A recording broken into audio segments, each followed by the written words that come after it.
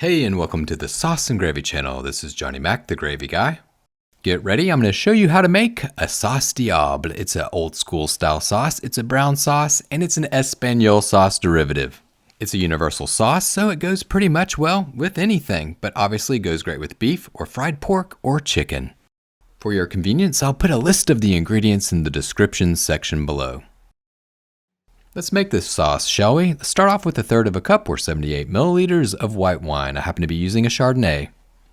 Crank that burner up to medium to high heat and add 3 finely chopped shallots. That's about 50 grams. To this, you'll add 8 smashed peppercorns.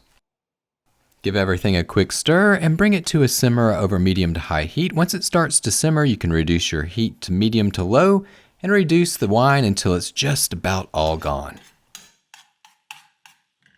And while this slowly simmers away, it would be a great time to smash that subscribe button. And don't forget to hit that notification bell to stay tuned to the latest and greatest sauce and gravy making tips and techniques.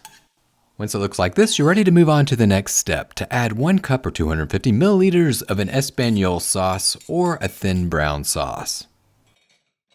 I'll put links to both the Espagnole sauce and the thin brown sauce in the description section below in the ingredients section. To round out the flavors, 1 teaspoon of what's-it sauce, everybody's favorite. Stir and bring it to a simmer to marry the flavors. You don't really need to reduce the sauce. You've already reduced down that Espagnole sauce or that thin brown sauce, so it's already thick enough. You're just infusing flavor.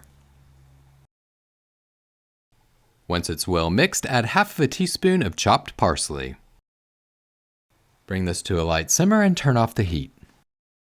And as always, it's a good idea to taste the sauce. See if you need to adjust the seasoning. You can add a dash of salt if necessary or more pepper if needed. And that's it. That's all there is to it. It's a pretty freaking easy sauce to make, especially whenever you have an Espagnole sauce or a thin brown sauce tucked away in your fridge, ready to take out for an occasion like this. Thanks for watching the Sauce and Gravy channel. Don't forget to hit that like button to show your support for the channel. I'll see you on the next recipe. Until then, remember to keep whisking, y'all.